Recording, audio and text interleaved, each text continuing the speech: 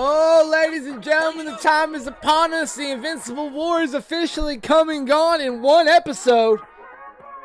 And now it's time for Conquest, motherfuckers.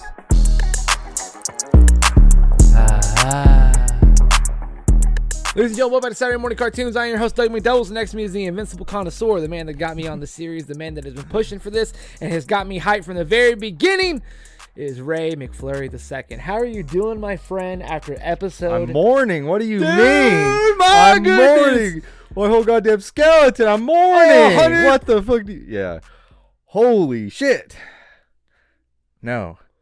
I'm great. Listen, that episode, I had to pause. I had texted you at one point. I had to pause at 17 minutes because my hands were trembling. I couldn't watch anymore because I was shaking. That is embarrassing to admit as a 30-year-old man.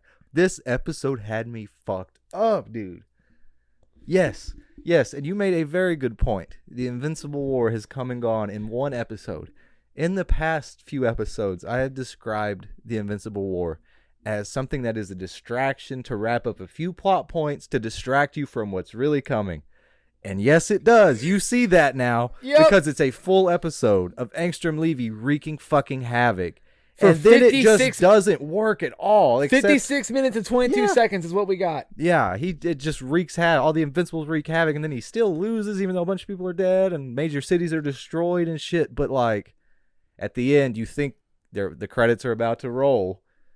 And then stand ready for my arrival worm. And then you forget like the whole season 2 ending was the Viltrumites are coming back. They're coming back for Earth. Mark better be preparing Earth, bro.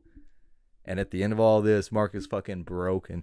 He's like reeling from what Powerplex said, and he's really fucking down. And just distracted you from what was really about to fucking go down. Absolutely. As crazy as Invincible War was, as crazy as that one shot issue was, dude, it's over with. It's over with. We're moving on. Nuts. Holy fuck. Nuts. Wow, and wow. You said 17 minutes in you had to stop and you had to roll like your hands. You were like, I was trembling. I won't lie to you. Listen, I could have been state title game, free throw line, one shot wins it. I wouldn't have been trembling as hard as I was watching Invincible. Like, as stupid as that is to say, no, man. dude. When he said, "I'll be right back," like I'll call you if I need you. Like I knew, I was like, God! I yelled out loud, "God damn it, Ray! No, why, man? Why?" Even if I didn't know that Rex was gonna die, then. He said it, and I was like, "There's no way." He jinxed it. Dude, he should have known, man. Oh, I took a second.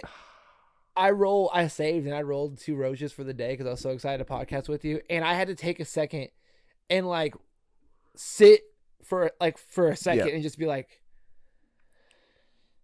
oh, no. It hurt.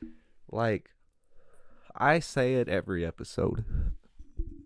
Rex in this show is fantastic. Fantastic. By this point in the comics, Rex had also redeemed himself. He was very integral in the comics in like even Mark's relationship. He was like when he was weirdly like a really good ex-boyfriend. Yeah, like he was a great friend to them. Like after that conversation with Robot in the comics of Robot being like, why do you care about what happened to Kate anymore? Like you cheated on Eve, you cheated on Kate, you deserve this. And Rex being like, I really do deserve. You know what I mean? Like, yeah, he has the same bit of character growth in the comics to where it's like, he grows the fuck up. Yep. But again, man, Shrinking Ray's just not in the comics at this point. Like she's a man in the comics and just a joke of a character. Like she's there. She's the relationship, man. It was so good. It was so good to progress his story and show him growing up and actually being a good boyfriend, a good partner, and a good man, just in general. Yeah, and then... Fuck all. Yeah, of course, I knew he was going out that way because I read the comics, but, it didn't make it hurt. It made it hurt a lot more, I would say, because... you see him moving, you saw him cooking, and I've just been waiting since the season started because I'm just like, it's coming. It's coming. His death is going to be... I was a little confused at first because I thought that Rex died during the Viltrumite War. Later on. Yeah, like Viltrumites came down and he took like 2 or 3 out. But it makes more sense during the Invincible War because it goes out like a bad motherfucker. Like a bad motherfucker. He's the only one in that room that could touch him, man. It was what, Robot, Monster Girl, and Bulletproof. Yep. Bulletproof is nearly Invincible level. Yeah. Like in the comics, he takes over for Invincible Inc. Like he fills in as a superhero for Invincible Inc. Like he's nearly Invincible. Yep. Ish level. And the only one that could touch anybody. Touch that Invincible, bro. And I've been going through fucking Rex. I've been going through the comics a little bit, through the audio, someone else reading it and just kind of paying attention. And you were 100% right. You absolutely are with it. Rex is a much more fleshed out and intertwined character than the comics. And I was fucking pumped when he said my goddamn skeleton. Dude, he didn't say such a mic he just drop. said the bubble just said my skeleton. My skeleton in the comics. Such a better mic drop. Dude. I'm such a sucker for a little bit of profanity. Dude, 100%. Used in a good way. And also that one hit the spot, dude. Dude, my goddamn skeleton. Yeah. And speaking of profanity, the Omni-Man Mark talking to Mohawk Mark, like cursing to make you cool. Cursing. Yeah, I had that written down. That was so funny. Hold on. It said, swearing doesn't make you cool. And then like 3 seconds later, the other Mark was like, yeah, you're fucked, dude. Yeah. Yeah. Shout out Steven Yeun, because just to play 16 versions of the same character in one episode back to back, sometimes in the same scene talking to each other. Yep. And every one of them was distinct. Every single one of them had their own voice and their own personality. Yep. It was insane the job he did in that episode. Speaking of that number, you and I were worried about yesterday or last week because there was only certain showed. Donald fixed it when they were talking about how many are there, and he said 18. Oh, yeah. He said 18. Yeah. I noticed that. Yeah, and I was just like, which also Pastor can fuck himself, because I was worried, I've been fretting about Tech Jacket. Can I be honest before you say that? Everyone online has been fucking terrified of 2 things. Where's Brit and where the fuck's Tech Jacket, dude? Yeah. I didn't think they were showing up, genuinely, because Cecil's backstory should have had Brit already. Mark should have had his bit with the Wolfman already. Right. And then this episode, dude, Wolfman shows up fighting one of the Marks. Which, not in jail. No, I think that's going to lead into him doing that storyline with Mark later, though. Is what it's going to end up. Because, yeah. But the scene where the Mark is fighting Wolfman, and he's like, I killed you once to do it again. In the comics, he was saying that to Spawn. Exactly. But we get Wolfman, which I didn't think we were getting. We got Brit, voiced by Jonathan Banks, which I think is a fumble. I think he should have been Conquest by a fucking wide margin. But we got Brit, voiced by Jonathan Banks, and then Kid Thor. We got Best Tiger. I don't know if you know Best Tiger. Yes. He's the coldest motherfucker in the Invincible comics. I wanted to bring this up because in other episodes throughout the series, they have been real fucking lazy with their animation. And they're like, make that bitch look like Debbie, but make her Indian. They're like the little 5-year-old kid and other things. Monsters. They made Best Tiger look like Mark. He looks like depowered Mark. Yeah, they did him a disservice. He looks like Snake and from Metal Gear Solid and Kenshi from Mortal Kombat. Like, because Kenshi with the hair and the blindfold, and then Snake's entire getup. And I fucks with it. Dude, I was immediately just like, oh! He's a dope Let me explain to you who he is as a character. Yes. Okay. He is Daredevil crossed with the Punisher. Yes. And Deadshot, because he never misses. He don't miss. That's the thing. He's real accurate. Crossed with Deadshot. But the only difference, he is not blind. He wears the blindfold to make it more of a challenge.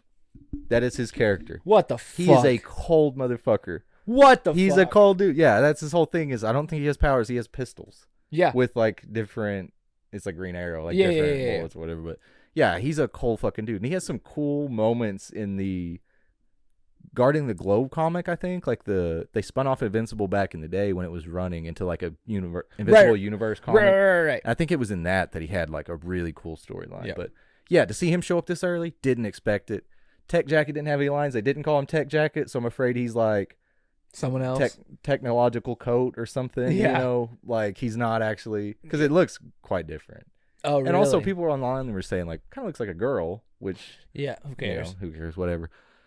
Just hope it's Tech Jacket. Cool with that we got the character. Period. Yes. I was cool with Agent Spider. I'm definitely cool with the Tech Jacket knockoff. I'm fucking cool with it. And you saw like you saw it go to you saw him or her go to Earth, and then you saw them like help a person. Like everyone went down to Earth to help the rebel and so that. So you know they're gonna be on Earth. Like they're gonna help. Yeah, at this point in Invincible, Tech Jacket is an established superhero on Earth for a couple of years. Yeah, like he's had several big storylines and shit in his own comics. And let's talk about these marks, man, because you were talking about Steven Yeun, and they died so many of them, dude. So brutally and so perfect. And a lot of heroes died. Let's run down the Invincibles and where they're standing at the end of the episode. Okay. At the end of the Invincible War, Cape Invincible. He survived after fighting Best Tiger. Yes. Okay.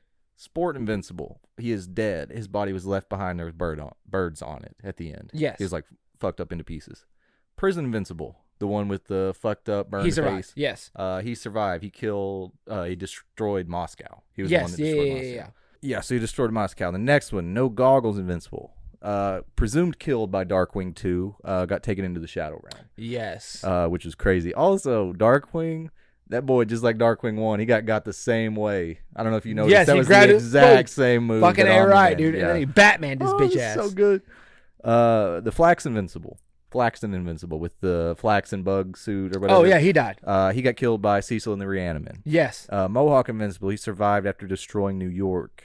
Hair Invincible, he got killed by, and these are all official names that they put out, but I'm not just making these up. No. Hair Invincible, killed by the other heroes and Oliver. Goggles Invincible, R.I.P. Rex. That's the one that got taken out by my entire goddamn skeleton. Which such a bigger mic drop in the show. Without a doubt. Like big mic drop in the comics. Yeah. Way harder in the show. Yeah. Cape Invincible. Oh, there's Cape Invincible and Cape Invincible. That's stupid. Both survived, right? No, the Cape Invincible one, there was one that fought and was maybe killed by Oliver. So the other one with the cape, not the... Oh, yeah. Okay, yeah. No Mask Invincible, he survived after destroying Paris, and then Mask Invincible survived after destroying Sydney. Mustachable was the one that killed by Tech Jacket. Yep. Hood Invincible was killed by the Reaniman. Omni Invincible survived after destroying Tokyo. Vilter Invincible survived after fighting Wolfman. Bulletproofable killed by the Reaniman. Actually, disservice. Yeah, that was kind of... That's the one thing... I think that's just earlier in his career, though, so he's super fucking weak. No. I just mean I wanted to see it. Oh, you wanted to see it? No, yeah, like, just showing up, he's dead already. As like... No, I see what you're saying. Because we know what happens to all of them. That's the only one that doesn't... Spoiler, eventually things happen.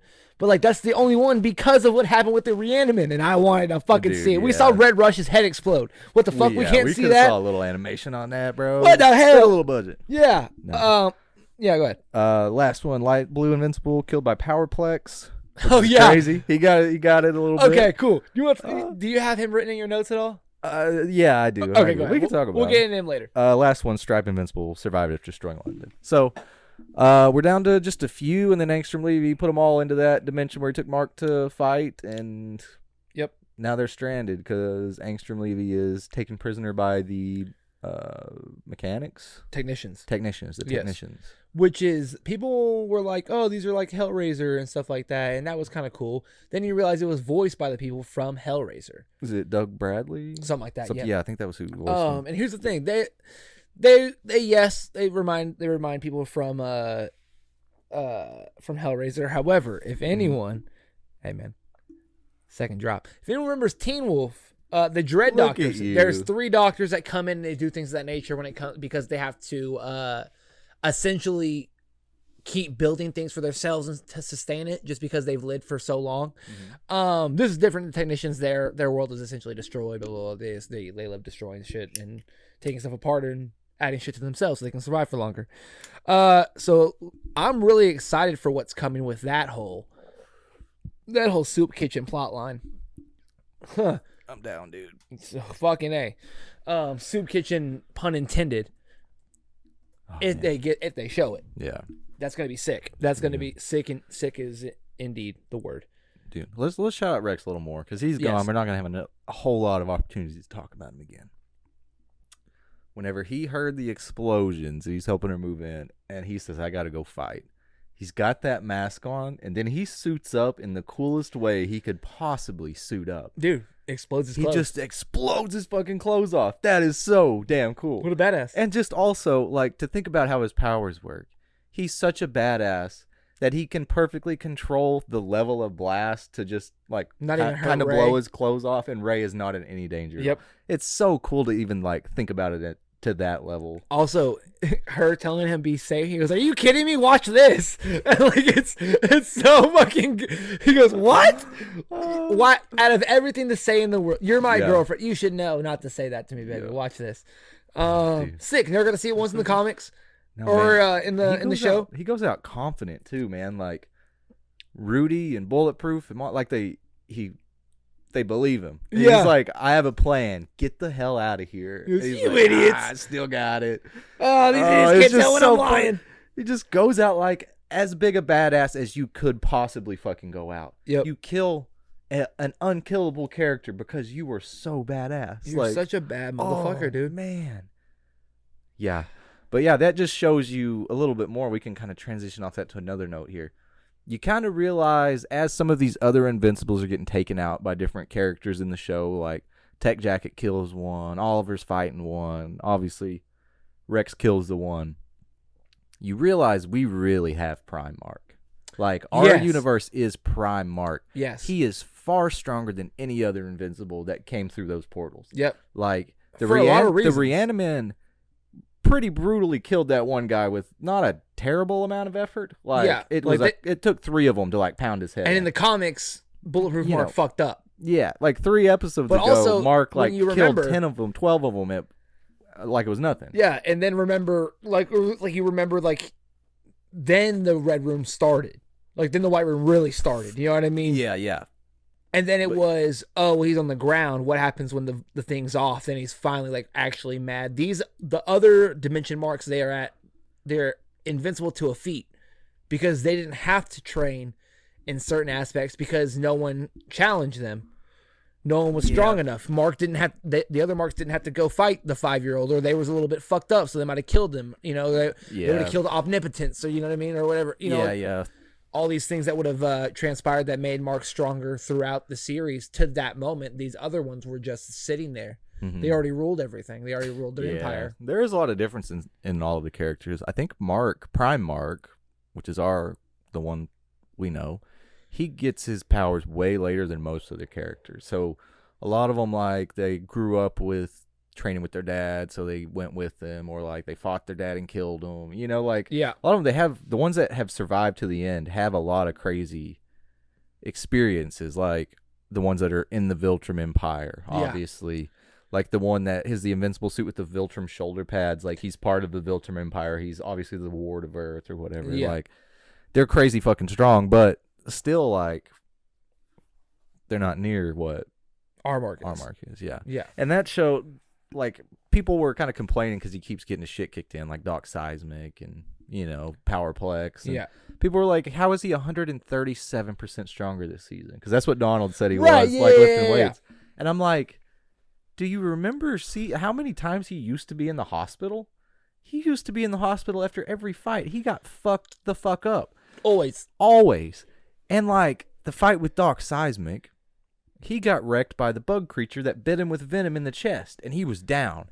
And then, like, 30 minutes later, he was just fine. It was healed. Yeah. Like, and it was visibly healed. And then was fighting Reaniman. Yeah.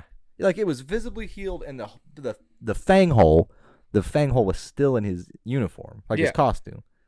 Yeah, like, that's where he's stronger. He is unbelievably strong right now. Without a doubt. Like, it's crazy.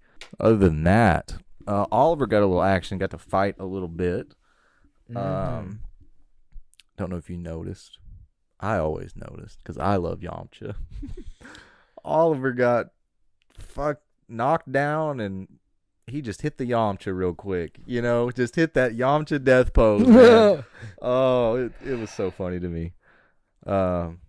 Yeah, one of the more crazy things, though, that the Invincibles did, the one that fought Guardians in the Guardians base, right? So fucked up Shapesmith.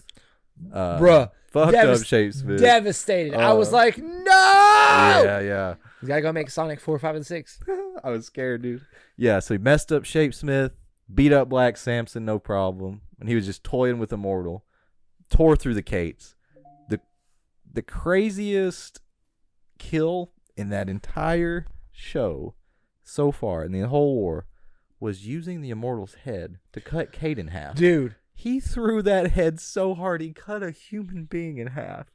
Devastating. That was one of the most brutal, like, of all the things in the episode, that was the thing I paused. I was like, damn. I went, that was nuts. Yeah, that shit fucked me up. It was wild. I don't know. Other than that, yeah, like all the Invincible fights were crazy. It was, in the comics, again, one issue. So it was just kind of, the narrative was Angstrom Levy versus Mark. It wasn't a lot of the alternate Marks getting personality. Sure, they got speech, they got to talk or whatever. Yeah. In their certain parts. Like, I feel like they talked to Mark and they talked to whoever, but they didn't have personalities, period. I don't think. I think they were just evil. Like this, when they were in the sky talking, like the one guy was like, I'm not here to take over other universes. I just want to take Debbie home. I want to take Mom home.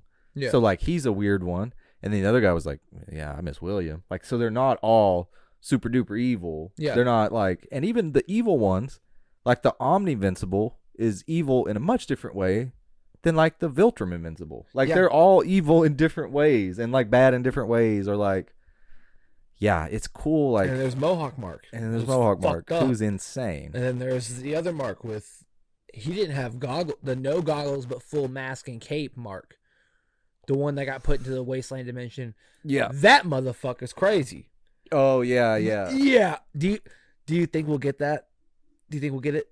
Yeah, I think so. Yeah, you okay, Yeah. Definitely, yeah, because Angstrom's taken captive by the technicians now, so they're stranded. Right. Yeah.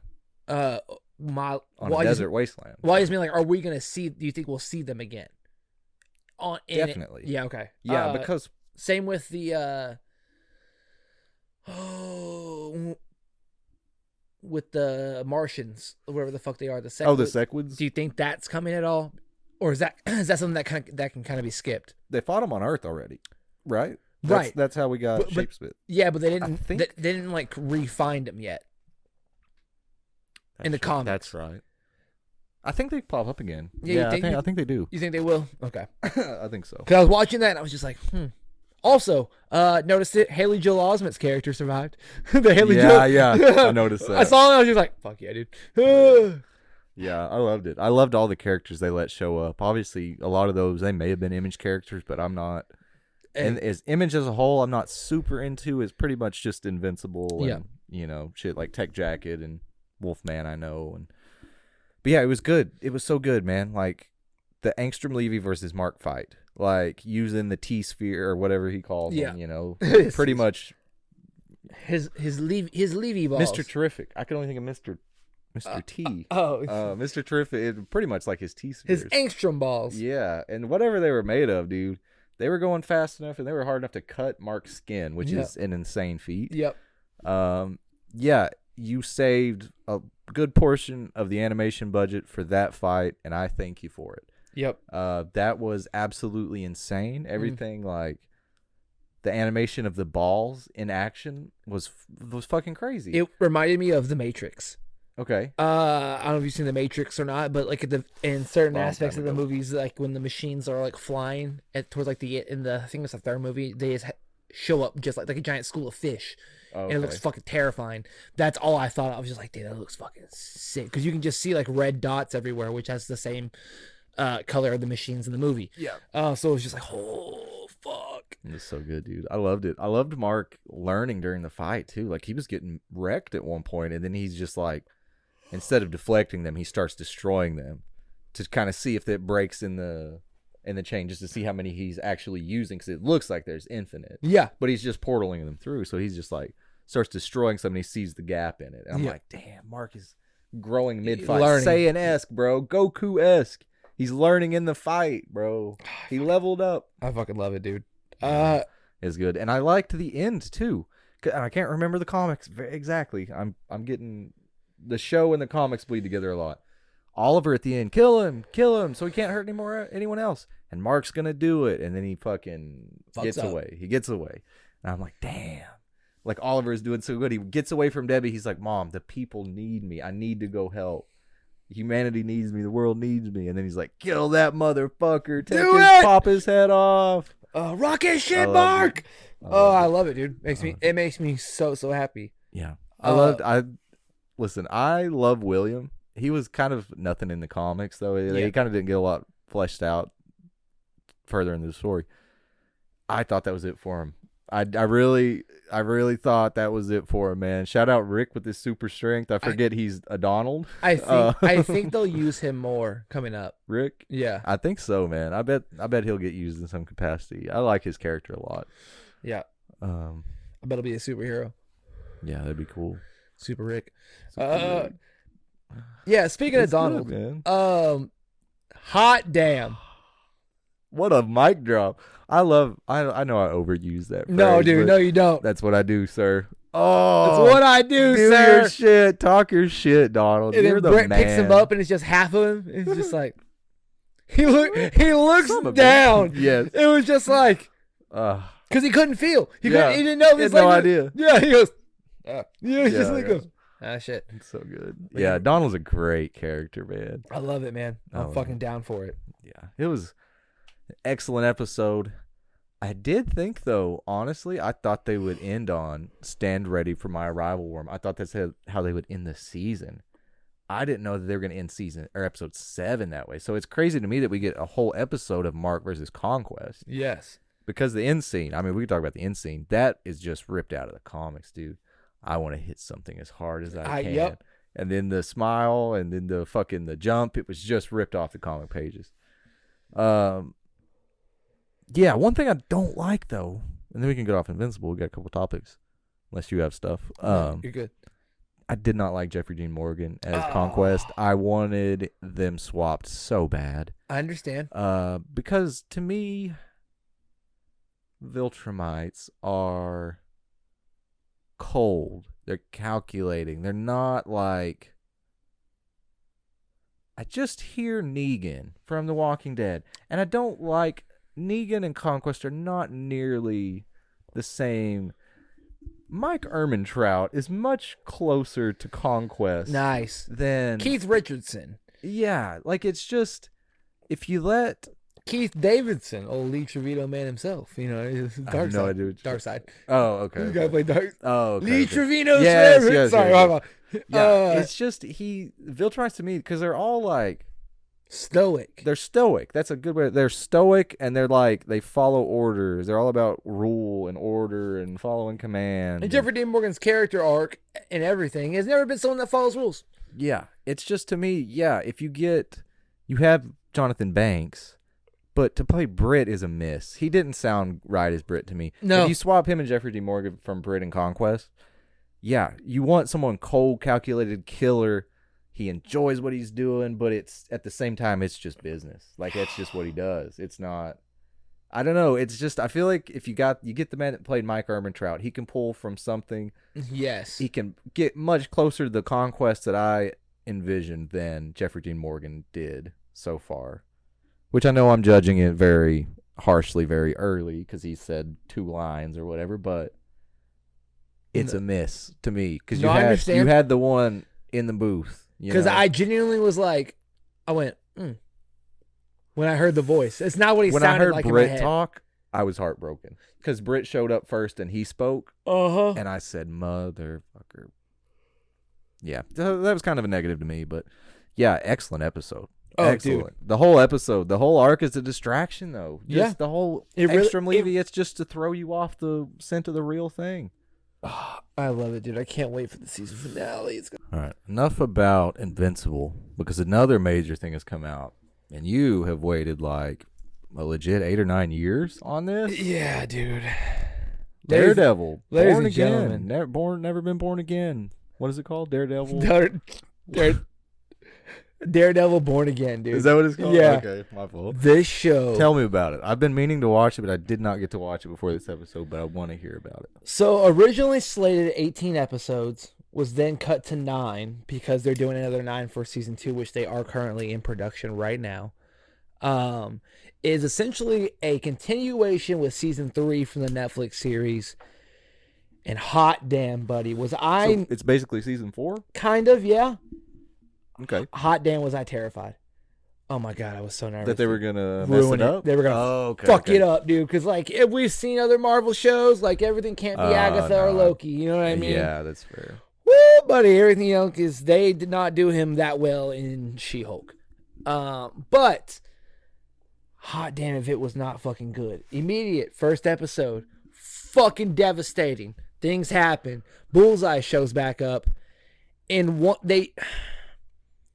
Daredevil still to this day has one of the greatest fight scenes in Marvel history. Okay. Just the Daredevil hallway fight from I think season 1 is just otherworldly.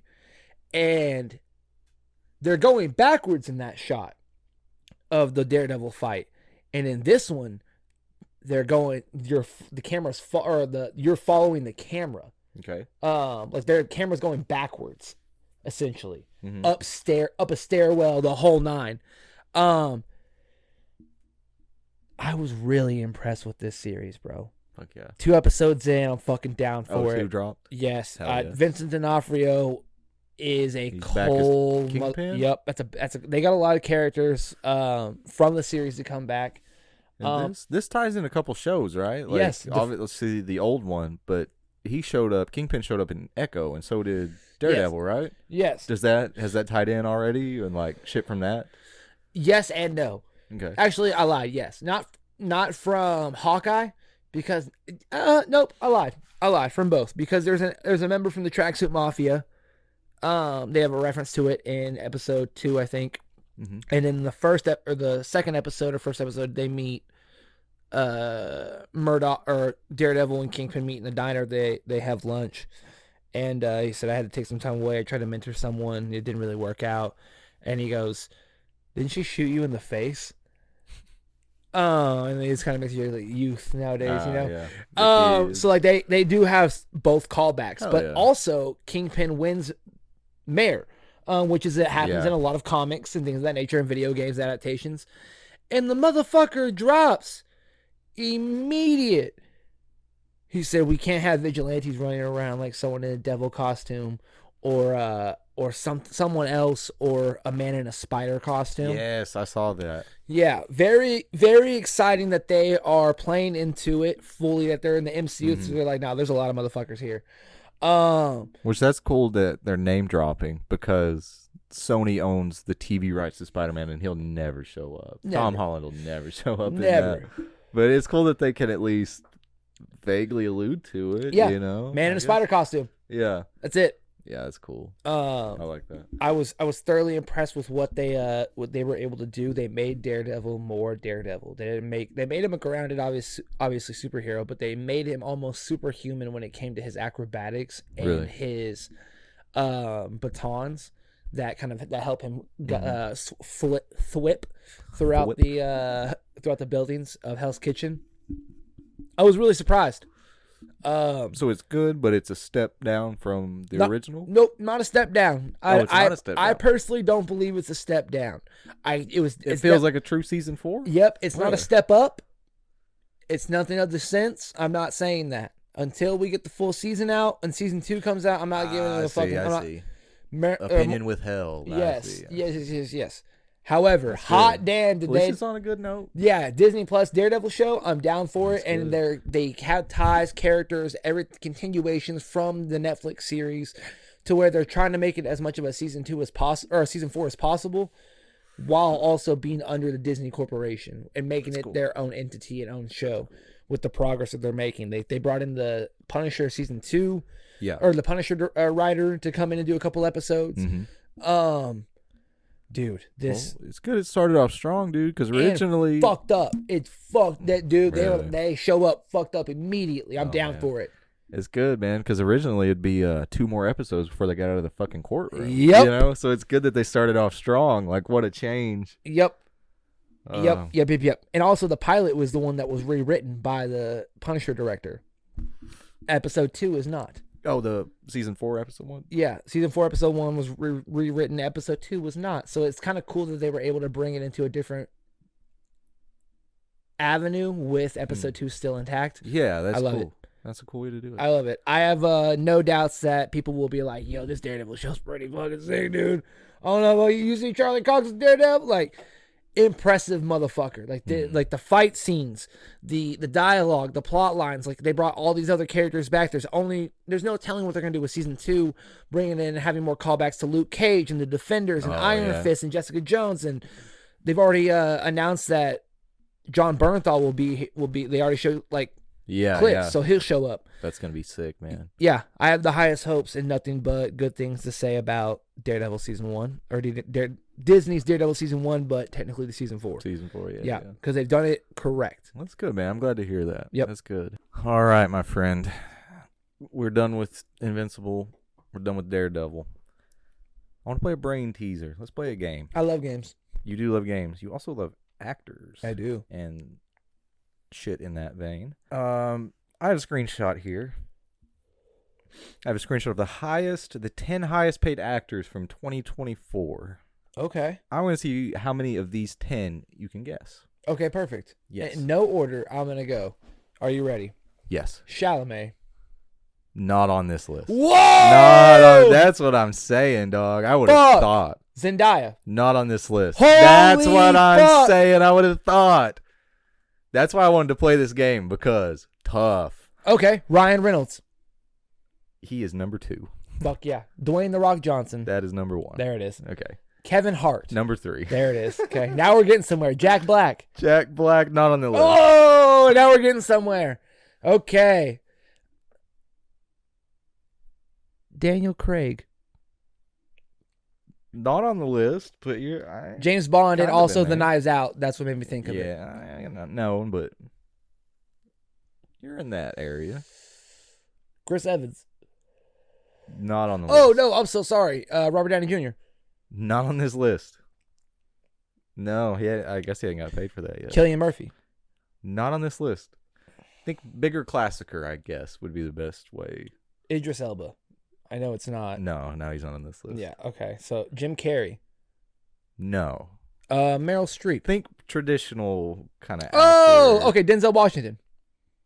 No, but you're in the area. You're in the area now. Okay. I'm just gonna start naming off actors. Michael B. Jordan. No. Chris Hemsworth. No. Vin Diesel. Think classicer, like your dad's favorite actor type shit. Fuck me, dude. Clint Eastwood. Sylvester Stallone. That's too old. Think Stallone? generation after that. Stallone at all? No. Damn. No. Okay, hang on. I'm getting there. Will Smith? He's number 10. Okay. Now we're getting somewhere. God, Andy Serkis. No. Yeah. I think it'll make you mad if you don't get some of these. Robert Pattinson. No, not quite. Give me a second. Mm-hmm. Give me a second. So you've got number 1, number 2, number 3, and you've got number 10. I'll tell you, we've got 1 woman on the list. The rest are men. Whoa. There are... Margot Robbie? No, not Margot Robbie. There are 2 comedians. Maybe that'll help. Okay. Actors. Okay. Owen Wilson. No. Ben Stiller. No. Glenn Close. No. Will Ferrell. No. Seth Rogen. No. John Cena. No.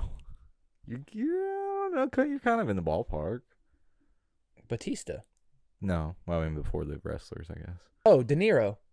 Not De Niro, but you're definitely hitting close. Scorsese? No. Pesci? No. Where's the other one? Oh, my God. Tom Selleck. This might be too hard. Tom Selleck. You think he's making $30 million in 2024? Hey, Blue Bloods are still on the air. It's a good program. It's good concept. Nathan Fillion. Not Nathan Fillion. Henry Cavill. No. Ben Affleck. You're thinking too small, like by a lot. These are famous motherfuckers on this list, dog.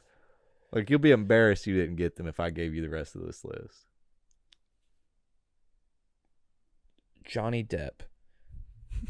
I'm going to give you 3 more guesses. I'm giving you the list. No, okay, so Jason Momoa. No. Okay. Oh my fucking Christ. Is it Chris Pratt? No, he's not on this Oh, list. thank God. Not on this list. Okay. Older actor. I'm just trying to think of older actors. Like, I guess not even that much Sandler? older. Sandler is number 9 on the list. Okay. All right, I'll give you 3 more guesses now. Your guess is reset. So you're missing 8, 7, 6, 5, and 4. Samuel L. Jackson. Not on the list. Oh my God. Colin Farrell. No, surprisingly not on the list. Okay. Samuel L. Jackson's in every. I already said Michael B. Jordan. I already said Will Smith. Fuck. Who am I missing, dude? It's gonna hurt. Yeah, it will. Hugh Grant. No. Surely it's not Schwarzenegger. Oh no. You're talking about from last year. 2024. Fuck me, dude. I'm so sorry. I'm an asshole. I was out here doing everything. I came out last year. Is it Michelle Yeoh? No. Not on the list. Let me hit you with it. Yep. Give me one. Give me one of them. Let me just hit you with the list. This fucking fly. I know, dude. I'm so sorry. All right. Number 10, obviously you said Will Smith. You got that one. Number 9, Adam Sandler. You got that one. Number 8, only woman on the list. She was our girl before everything went down. Shout out Nicole Kidman. Number 8 on the list. Wow. Number 7 on the list, George Clooney. Okay. Number 6 on the list, Brad Pitt. Damn, here's the thing. Pitt never. I don't remember Pitt doing anything last year. I almost. Did he not? I don't know. I don't know. I'm sure he did, Yeah, but also in my head I went did. Angelina Jolie, just because I know she has a production company and shit. Yeah. Brad Pitt didn't even hit my fucking radar. Wild. Number 5, Hugh Jackman. Deadpool. That hurts my soul. Yeah. Number 4, you would have never got this one. Jerry Seinfeld. Yeah, Jerry Seinfeld. For last year? Last year he made $60 million. Who's the last one? Tom Segura? It's Jerry, then Kevin Hart, Ryan Reynolds, then The Rock. Okay. Yeah, he's number 4. He was the last one you didn't get. What the fuck? How the fuck? Yeah, so that's the highest paid actors of 2024. Wow. The Rock made $88 million, and it ranges down to Will Smith at $26 million. So wow. Oh, I was thinking crazy shit. Wow, that's nuts. That's crazy. It hurts my soul a little bit. It's okay. Dude, you know what else hurts my soul? And apparently, one of your guesses there, it hurts his soul as well. Robert Pattinson recently said in an interview, because he's doing press for Mickey 17, he said he, quote, fucking hopes to begin filming the Batman 2 soon. Quote, I fucking hope so. I started out as a young Batman, and I'm going to be a fucking old Batman by the sequel. And it's just funny, he echoes how all the fans feel. They're like, get that shit made already. And yeah, he's sitting around on his hands waiting too. So yep. I don't know if that makes me feel better or worse, but he said it. It definitely makes me feel a little bit better. A lot of goddamn likes. That he went publicly and was just like, someone hold Matt's hand. Please make this. They're gonna fucking kick me out. They're gonna recast me by the time this thing gets done. I'm gonna die by the time it comes out. Right. We got a few other topics, nothing major. Pretty Invincible focus today. Yeah. One other thing though that we can talk about here is the downfall. I like to talk about the downfall of HBO a lot. HBO, you know, I can't even call it that because the streaming service is Max. They ripped HBO out of it, you know? Yeah. They used to make The Sopranos. They used to make Game of Thrones. And now they're making Paul American, a reality TV show starring the Paul family, everyone's favorites. It's unscripted, unfiltered, and unhinged. Yeah, Paul American dropping soon on Max. They used to make The Sopranos, dog. Things used to mean something back in the day. They used to make Rome. Like, they used to make big fucking... They used to make art. I was like, they used to make and art. Now Let me tell you, I was mad yesterday. I was in Walmart and I just walked through the toy aisle. And when I went to the WWE section and I see a Logan Paul action figure, it makes my blood boil. It makes me so fucking mad. I understand. Because I think about when that dumb little fucking idiot filmed a dead body hanging on YouTube. Yep. He never should have ever got any opportunity ever again after that, dude. Yep. Fuck that whole family. I don't know if that's controversial to say. The Pauls are garbage. They're terrible. Speaking of the WWE, my friend, I know you're not a fan, but something happened that devastated me and my soul and my core. Check on your homies. Check on your friends you haven't talked to since high school. Yeah, they're without a doubt. Fucked up. Right yeah, now. Dude. John Cena Lives turned heel. were changed. It was a problem. The first time in his career, dog. You either die a hero or you live long enough to become the villain. And we watched it happen live on WWE. John Cena is a heel. Listen, he said, when I'm done with wrestling, I'm done with John Cena. Don't ask me to do no Make-A-Wish. I'm a villain now. Fuck them kids. I'm done. I don't care if I've done 7,000 in the past. I'm going to make them hate me with one move. One nut shot. One nut shot, dude. Cody Rhodes. And go hang out with Travis Scott and The Rock. For The Rock. Of all people, The Rock. That's what hurts the most. Yeah. Black Adam. Black Adam and Travis Scott, dude. That hurts my soul. Yeah, why was Travis Scott in there? I noticed him in the background, just like awkwardly leaned against the ropes. Why was he there? He's a fan, I guess. I don't know. And they just let him be in the ring? I'm sure they let fucking KSI and Speed show up. Speed show up in a giant Prime bottle. Yeah, of course. So I hate that shit. Travis Scott do something. In other news of Daredevil season 2, Matthew Lillard has officially been cast in the new. I did hear that news. In the news, and I'm very, very excited for it, my friend. I don't know about you, but I am very excited. Yeah, I'll take any Matthew Lillard I can get. Comicbook.com has officially rated Daredevil a 3.5 out of 5 stars for the first 2 episodes released. How dare you, fucks? It is what it is. What was your rating on it? I give it a 4. A 4 out of 5? Yeah, almost a 4.5 because they showed a lot of blood. There was a lot of craziness in it, and I'm down for it. Hell yeah. Also something I completely forgot about. You know the Oscars happened? Oh yeah, I did see the Oscars happen. Yeah. You want to hear some winners? Yes. Kieran Culkin wins an Oscar for the best supporting actor in the movie with him and Jesse Eisenberg. He deserves it, man. He's been cleaning up. Absolutely. Yeah. Zoe Saldana wins Oscar for the best supporting actress in her movie. Adrien Brody, stepfather to Harvey Weinstein's kids, wins an Oscar for best actor. Yeah, let's talk on him for a minute. First of all, he fucking won an Oscar and he used AI to enhance his accent in the movie. Yep. He didn't even... It's literally digitally enhanced his voice from when he was acting to the final cut, and he wins an Oscar for it. Not to mention... And then he gets up there, the pompous asshole, and he does the acceptance speech, and somehow they let him wave off the music. Yeah. He's like, I've been here before. I've done this. I'll wrap it up in a minute. Yeah. What a pompous thing to say. Which is very funny that you talk about Kieran Culkin, because in one of his acceptance speeches for a previous award show... Yeah, he done the same thing. He... took a shot at Adrien Brody. Yeah. He was like, that's how you do a 30-second speech, Adrien Brody, or whatever. Like, he took a shot at him like a couple months ago, and then Adrien Brody breaks the Oscars record for the longest speech ever, waves off the music, and then is just a pretentious asshole the entire time he's speaking. Speaking of this movie that he won the Oscar for, it was The Brutalist. The Brutalist, yes. Which was also the movie that the Rhino actor was in. Oh, yeah. That guy, I remember now. So, good for him. I wonder if anyone was like, so, man, are you here for Craven? You know? I saw that he won, and I just went, Rhino. Dude, I actually got jump scared by Craven the other day. I was at Walmart shopping, and I was picking up some Ethernet cables, and I just rolled by the DVDs on accident, and there was a whole end cap. Craven the Hunter. And I was like, oh, God. Jesus fucking God, that exists. Yeah, it comes out to Netflix, I think, on the 15th or something like that in March. Who knows? Really? Sean Baker wins the Oscar for the best director for Anora. Mickey Madison wins the Oscar for best actress. Congratulations, you deserve it.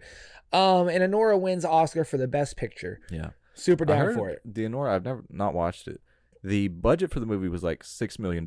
Yup. And then they talked about their campaigning budget for trying to win best picture and all the press junkets they had to do, and they have to send out physical media to all of these viewers to vote on the Oscars. It was like they spent $17 million on promotion and $6 million making the movie. Yep. I mean, obviously it worked out. They won Best Picture and Best Director, but that's Made a lot of money. crazy. It's crazy they spent fucking almost triple what they spent on the actual production on promoting it. That's what happens when you make a good script. Yeah, that's nuts to hear. George Lowe, ladies and gentlemen, R.I.P. to an iconic voice actor, best known for Space Ghost, Coast to Coast, has died at the age of 67. Yeah. Our hearts go out, my friend. That's a Cartoon Network legend, right? Absolutely. He was a Cartoon Network late night type shit. Yeah, he was the adult. Yeah, he was the late night talk show. A new flavor of Mountain Dew is coming to Taco Bell, ladies and gentlemen. During Taco Bell's Live Moss event, the fast food chain revealed a new flavor of the beloved Mountain Dew soda, Baja Midnight. The new flavor adds passion fruit to the tropical lime soft drink. We're about 45 years away from the movie WALL-E, dude. It'll be interesting. Yeah. I'll try it once or twice. Nah, dude, never. The Last of Us Part 3 might not happen, Neil Druckmann says. Okay. Bella Ramsey listened to Peanut Butter Jelly Time before The Last of Us Season 2 Darkest Scene to try to give her some type of happiness before she realized what she was shooting. Oh, my God. Because if anyone knows the games, it's going to be fucked up. In other news, Robert Downey Jr. has officially announced that he is writing the backstory for Doctor Doom. Oh. He's writing very closely with him and Kevin Feige, and they are working on something that will make audiences very, very happy. Despite season 1's devastation, Daredevil Born Again season 2 will bring back Karen Page and Foggy Nelson. Ooh. And I, for one, am very, very fucking excited about it, dude. Hell yeah, man. Super pumped. Now, I'm very excited for a lot of things, such as Marvel, DC, movies in general. Mm-hmm. But you and I love a good Funko Pop. And it was recently released that a Sentry Funko Pop was made for the Thunderbolts. It's just and really it was leaked. Funny. It's really funny because they put the trailer out. Yep. And his suit was shadowed, so you couldn't see it. Yep. And then a Funko Pop leaks his suit for the movie. Yep. That's just really appropriate. Well, like the reason it was a silhouette was because that is his alter ego, the Void. Okay. So he's essentially like an all black version. Like remember how the Spot was evil at the very end? It was just all black and had like red eyes. Yeah. That's essentially what the Sentry. He's just a silhouette. He's like an unlocked character or a locked character. That's what he looks like. That makes sense. Yeah, dude. I'm pumped for Thunderbolts. I really think it's going to change a lot of people's minds on the whole superhero fatigue and their movie fatigue, essentially. That's about all I got, my friend. What about you? Yeah, I think I'm out of topics, man. I don't have much more. Me too. Ladies and gentlemen, I hope you enjoyed this episode of Saturday Morning Cartoons. Stay tuned for the season finale of Invincible and the continuation of Season 4, a.k.a. Season 1 of Daredevil Born Again on Disney+, dropping on Tuesdays. I'm Dougie McDoubles. He is Ray McFlurry. Drink plenty of water. Be safe, and we'll see you guys next week. Hey, what happened? Why are those squiggles on the screen? Those are called end credits, Patrick. End credits? But I don't want it to end!